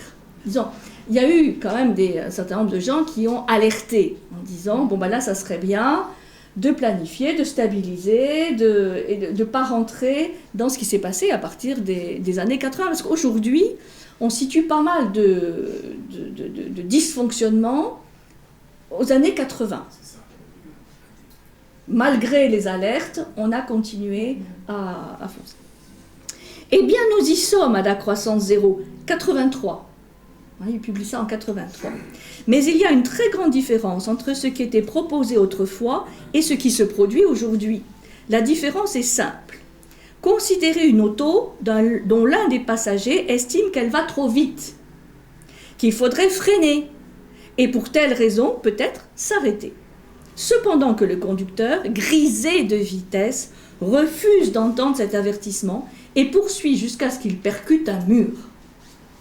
L'auto est également arrêtée, mais pas dans les mêmes conditions. C'est très exactement ce que nous venons de vivre depuis 20 ans.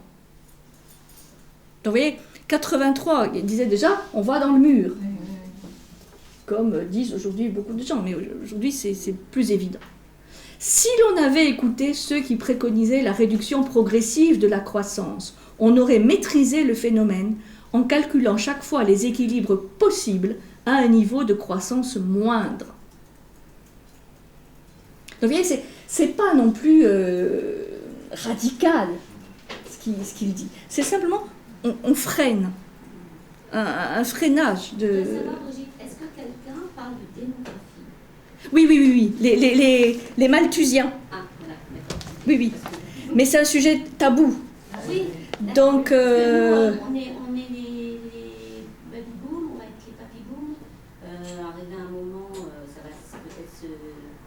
Parce qu'on est disons, après la guerre. Il y a les Malthusiens, ils disent, bon, ben, même si on imagine un système autre de croissance régulée, etc., on ne pourra pas, dans de bonnes conditions, nourrir 12 milliards ou milliards de personnes.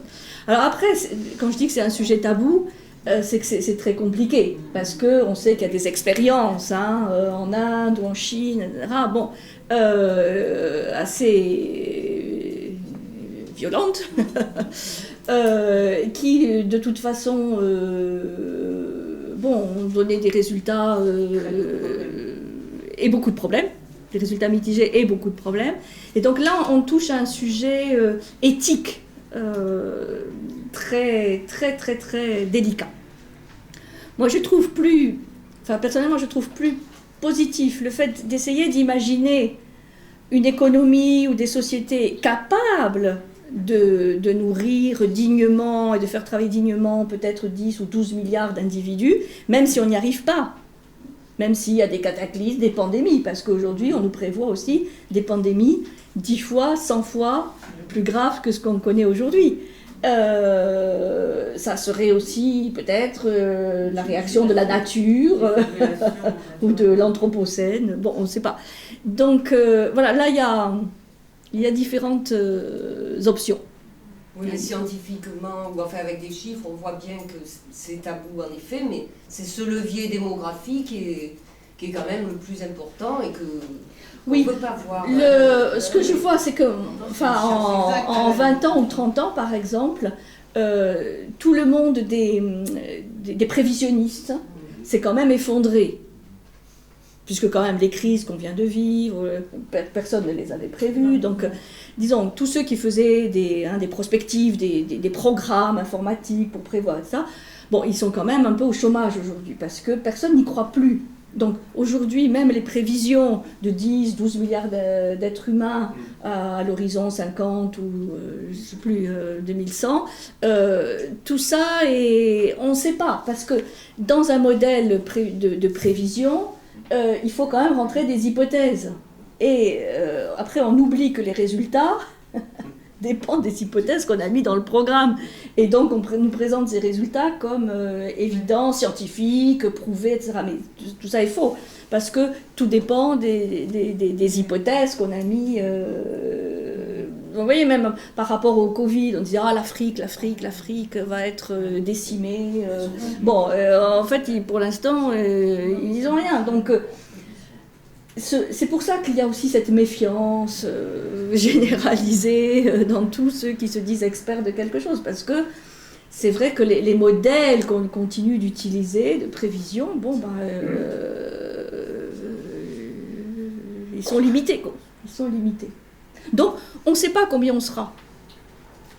En 2030, en 2050, on ne sait pas. On m'a dit qu'il y aurait un plafond, en effet. Oui, mais, ça sera plus tard. Mais un plafond... Enfin voilà, c'est quand même incroyable comme je vois en Chine par exemple la politique de l'enfant unique, elle a été quand même systématisée, ça a été quand même une catastrophe, une horreur. Et on se rend compte aujourd'hui que c'est un problème parce que du coup la croissance chinoise chute parce qu'il n'y a pas assez de gens qui consomment. Quand même.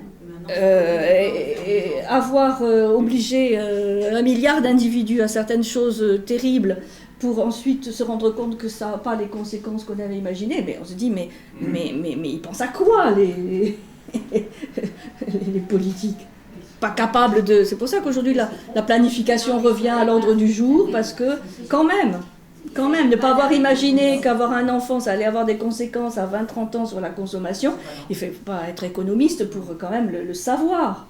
Enfin, c'est hallucinant, quoi. Sur des choses naturelles telles que, je sais pas, la contraception, sans parler de choses comme ça très drastiques, ou même de phénomènes comme nous, notre population devrait quand même, à mon avis, baisser, parce qu'on fait moins d'enfants qu'on en avait. Donc il y a des choses comme ça qui sont un petit peu prévisibles quand même. Et non. On est dans un monde de plus en plus incertain et imprévisible, je crois.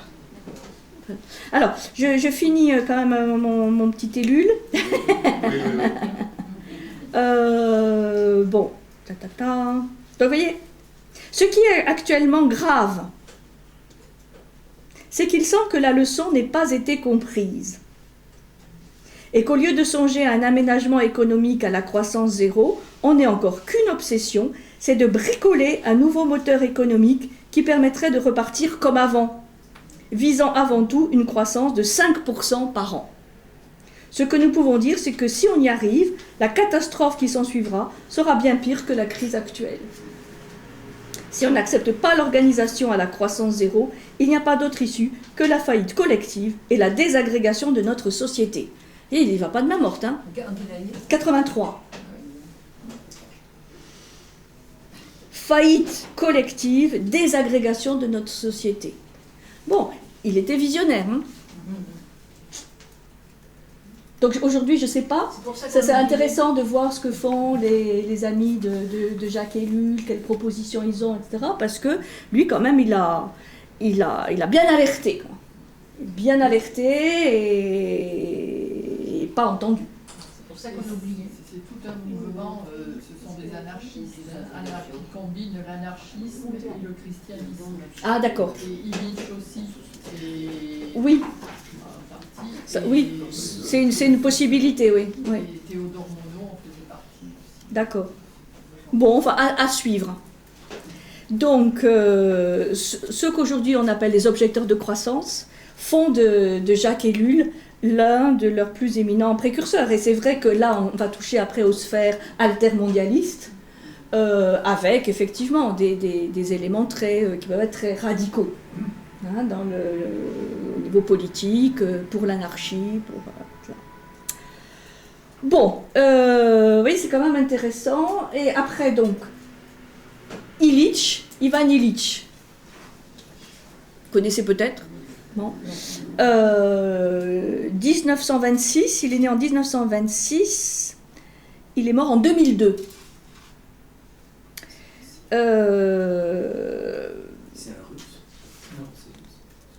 Autrichien, il est d'origine autrichienne. Et moi je sais que dans mes études, j'en avais entendu parler avec ses ouvrages sur l'école, parce que là aussi, il avait une réflexion sur l'éducation vraiment intéressante, et à contre-courant.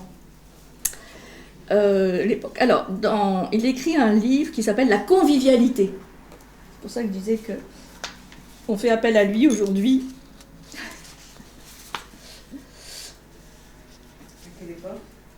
Alors, lui, il dit convivialité, ça date de 1973. L'homme-machine, l'homme-machine, ne connaît pas la joie placée à portée de main dans une pauvreté voulue. Il ne sait pas la sobre ivresse de la vie. Donc, condamnation de l'homme-machine,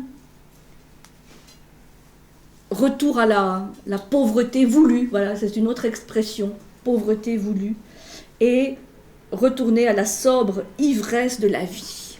C'est un peu un oxymore, hein.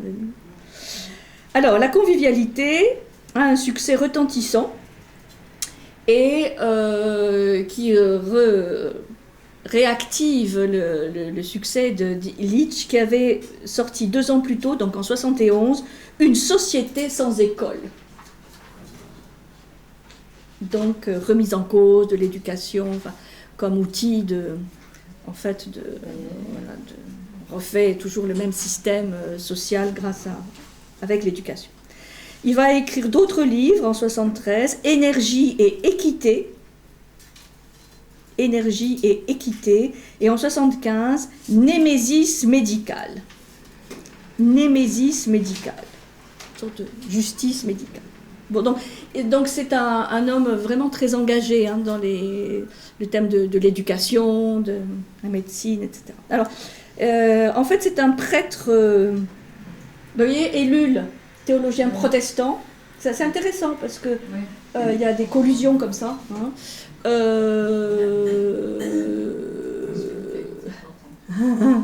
aviez dit qu'il était catholique au départ, Ellul n'est pas catholique. Protestant.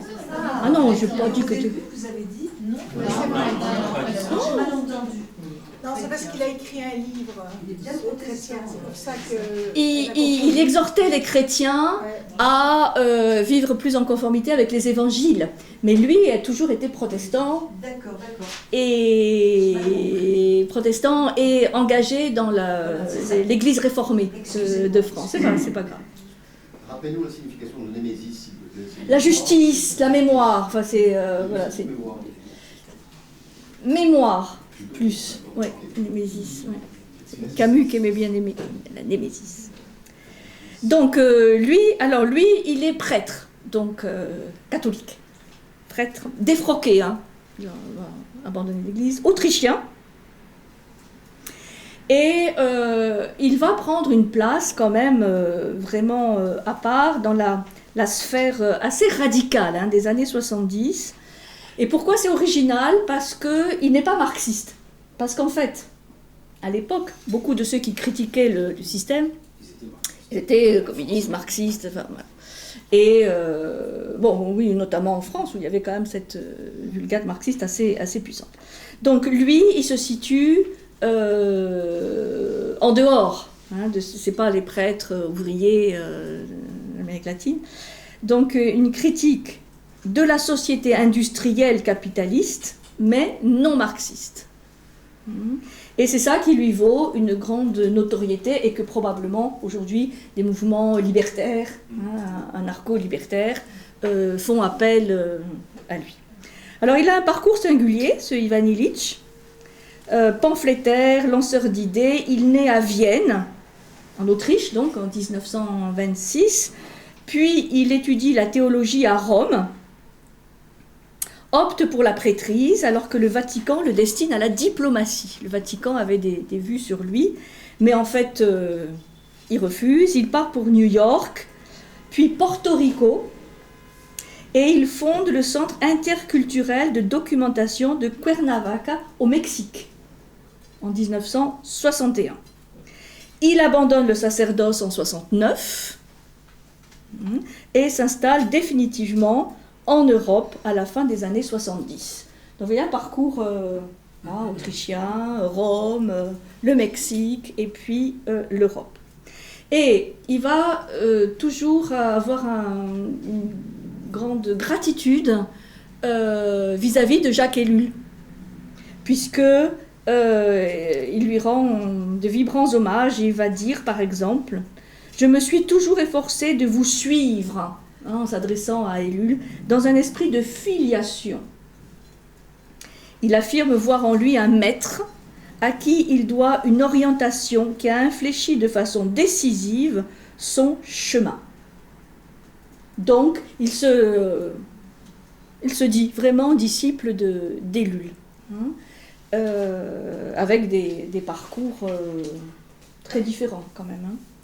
Alors, pour Illich, la société industrielle moderne est vouée à l'échec par la recherche effrénée de la croissance. C'est comme Ellul. Cette recherche effrénée de la croissance nous amène dans le mur.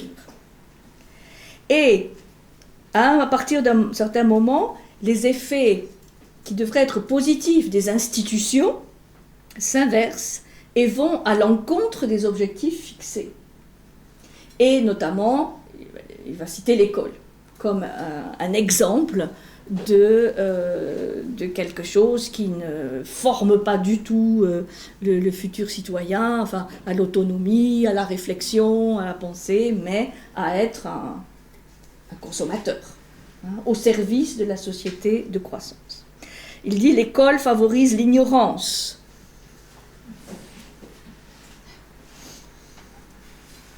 Bon. Car l'homme est incapable d'apprendre par lui-même.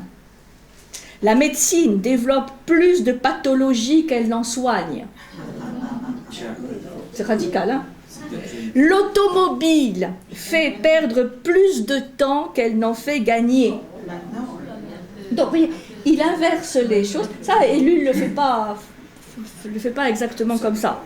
Mais il dit, bon, l'école qui est censée éduquer développe l'ignorance, la médecine qui est censée soigner rend malade, l'automobile censée faire gagner du temps en fait perdre. C'est ce qu'il appelle la contre-productivité du développement technique. Contre-productivité du développement technique. C'est-à-dire, le développement technique, au lieu de nous amener à plus de productivité, en fait, entrave la productivité. Il s'agit donc d'inventer une autre société qu'il va appeler la société conviviale. Alors, certains vont dire utopie, quoi. C'est utopie. Voilà. Mais il faut toujours des utopistes pour faire avancer les choses, au moins pour savoir ce vers quoi peut-être on ne veut pas aller. Donc, lui, il oppose société conviviale à société hyper technique, hyper productive, avec ce regard fixé, pas sur la ligne bleue des Vosges, mais sur le PIB, le taux de croissance du produit intérieur brut, etc. Alors, ce qu'il appelle la société conviviale, c'est la société où l'homme contrôle l'outil, n'est pas esclave de l'outil. Vous voyez, c'est pas aussi non plus radical que ça. C'est retrouver la maîtrise, retrouver le fait de contrôler, de maîtriser les outils et ne pas être contrôlé par eux. Donc il propose de tenter d'atteindre un équilibre post-industriel.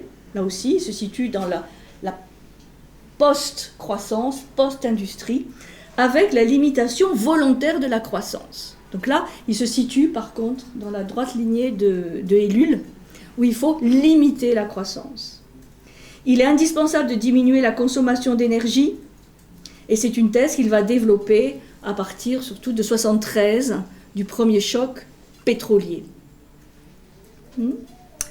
À partir des années 80, il disparaît de la scène publique, et c'est donc pratiquement oublié qu'il meurt en 2002, puisque la critique de la société industrielle s'est banalisée et la pauvreté organisée, ce qu'il appelle la pauvreté organisée, paraît obsolète. Bon. Malgré tout, il ressurgit aujourd'hui comme un incontestable précurseur de la décroissance. Lui n'a jamais employé ce terme, mais c'était plutôt le frein à la croissance. C'était limiter la croissance tout en planifiant et organisant cette limitation. Alors, simplement un tout petit texte sur justement la convivialité, que dit substituer à une valeur technique une valeur éthique. Donc on revient à l'éthique, on revient à l'humain, on revient au lien entre les hommes, à la convivialité, vivre ensemble, ce fameux vivre ensemble, donc sur lequel il a beaucoup écrit. Il dit, certains outils sont toujours destructeurs, quelles que soient les mains qui les détiennent. Il en est ainsi, par exemple, pour les réseaux d'autoroutes à voies multiples, les systèmes de communication à grande distance qui utilisent une large bande de fréquences, et aussi l'exploitation minière à ciel ouvert ou encore l'école. L'outil destructeur accroît l'uniformisation, la dépendance, l'exploitation et l'impuissance. Bon, on est là dans, c'est 73, hein, on est dans des sujets actuels. Et la 5G, et les gaz de schiste, et les systèmes de communication, enfin bon. C'est aussi quand même assez visionnaire, parce qu'en 73, premier choc pétrolier, le Club de Rome c'était l'année d'avant, on était encore dans une croissance infinie. Alors il dit, j'entends par convivialité l'inverse de la productivité industrielle. Pour lui, il oppose vraiment convivialité à productivité technique industrielle. Chacun de nous se définit par relation à autrui et au milieu, et par la structure profonde des outils qu'il utilise. Ces outils peuvent se ranger en une série continue avec deux extrêmes, l'outil dominant et l'outil convivial. C'est-à-dire, par quels outils sommes-nous dominés ?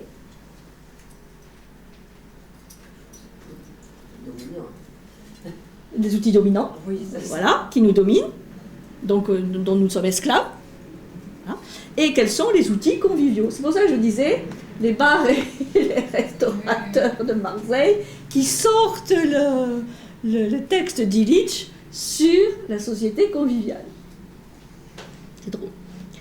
Le passage de la productivité à la convivialité est le passage de la répétition du manque à la spontanéité du don. La relation industrielle est réflexe conditionné, réponse stéréotypée de l'individu au message émis par un autre usager, qu'il ne reconnaîtra jamais, ou par un milieu artificiel qu'il ne comprendra jamais. La relation conviviale toujours neuve est le fait de personnes qui participent à la création de la vie sociale. Et aujourd'hui, avec par exemple l'inflation des réseaux sociaux, il y a quand même des gens qui commencent aussi à tirer la sonnette d'alarme. Parce que ces réseaux sont tous sauf sociaux. Ouais, ça c'est sûr. On commence à les appeler les réseaux antisociaux. Parce que là, la convivialité n'existe pas. C'est pas qu'il n'y ait pas un côté positif peut-être à cela, mais par rapport à l'esclavage, mais aussi dans certains pays totalitaires, l'espace de liberté que ça peut représenter. C'est pas aussi simple. Mais voilà, nos smartphones, nos Google, nos machins, est-ce que ça nous domine ? Ou est-ce qu'on les domine ? C'est toujours la grande question de la liberté intérieure. Est-ce qu'on est esclave ? De quoi est-on esclave, etc. Voilà. Donc, passer de la productivité à la convivialité, c'est substituer à une valeur technique une valeur éthique, à une valeur matérialisée une valeur réalisée. C'est toujours un peu le conflit entre le quantitatif et le qualitatif. Est-ce qu'on cherche à avoir 10 000 fans ou un ami ?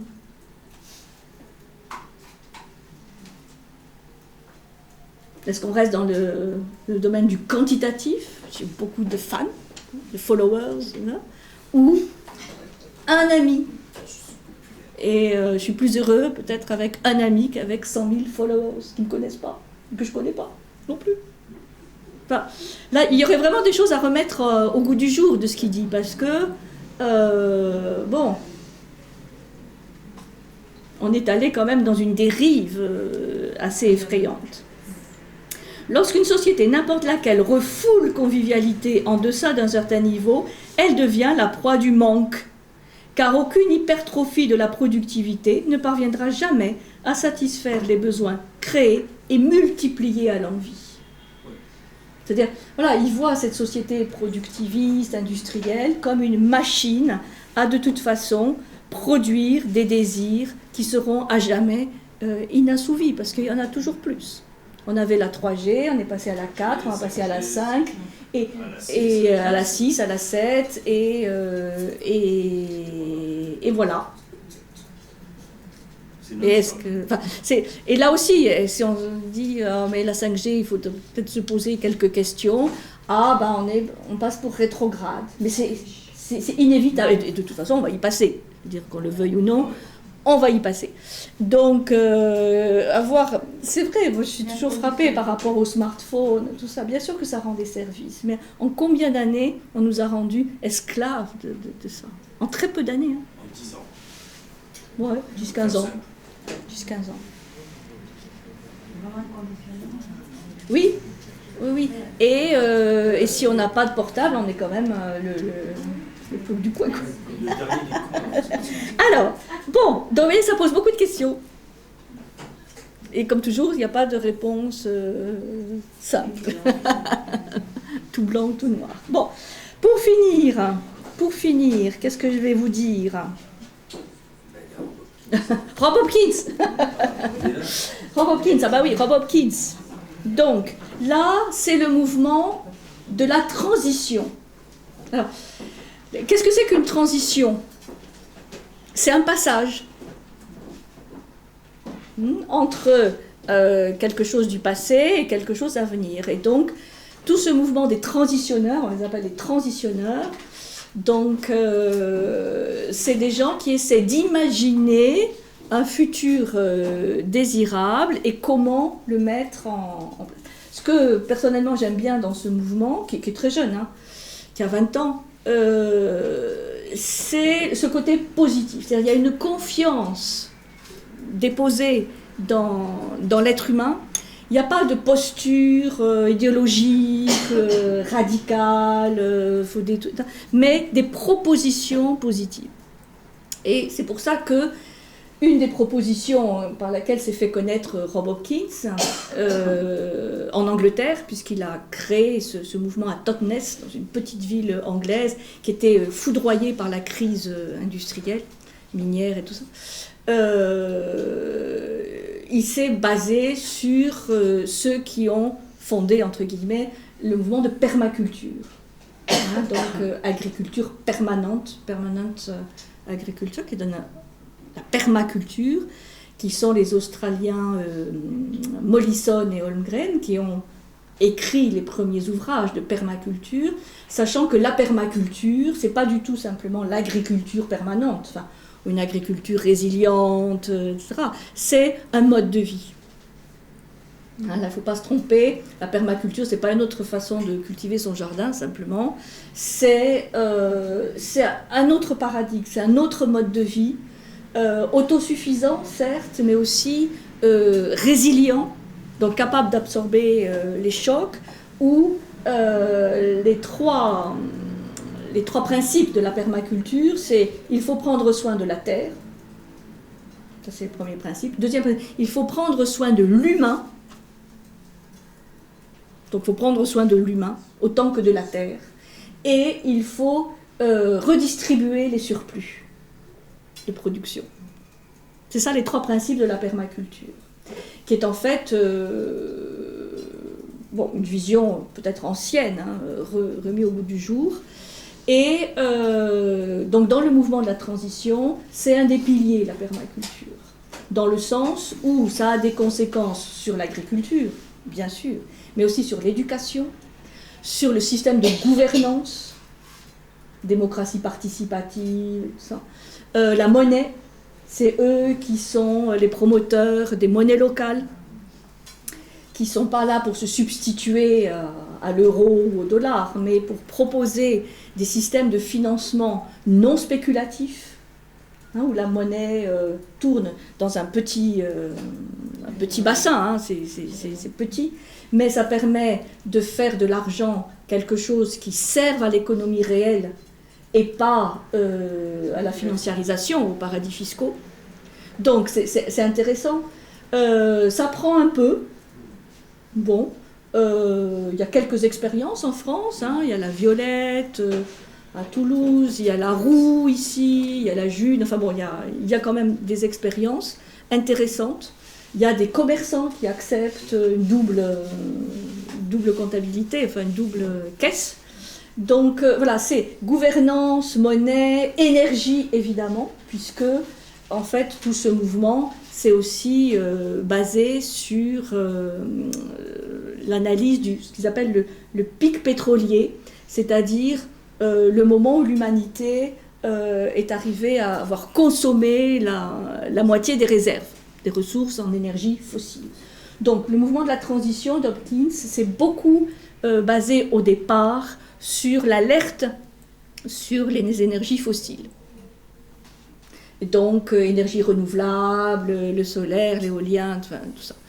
Et la permaculture. Et puis, au fur et à mesure du développement du mouvement, ils ont travaillé dans d'autres aspects de gouvernance, donc de gouvernance politique, d'éducation, d'autosuffisance énergétique, etc. Et les villes aujourd'hui, qu'on appelle les villes en transition, il y en a quand même pas mal en France, font des projets donc, qui sont discutés, votés, enfin, hein, avec une large participation des citoyens. Aix en fait partie, je crois. Alors, il y a ville en transition et ville en transition. C'est comme la croissance verte, il y a beaucoup de villes qui se sont dit ville en transition parce que ça faisait bien dans le paysage. Après, il faut vraiment qu'il y ait des projets.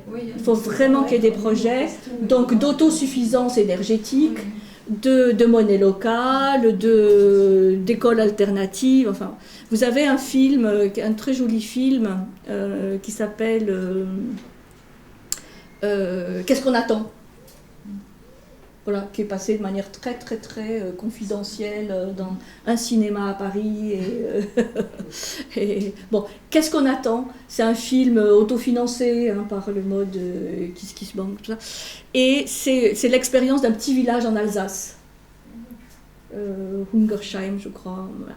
C'est très intéressant parce que là, c'est l'exemple même d'un village en transition, mais avec des vrais projets.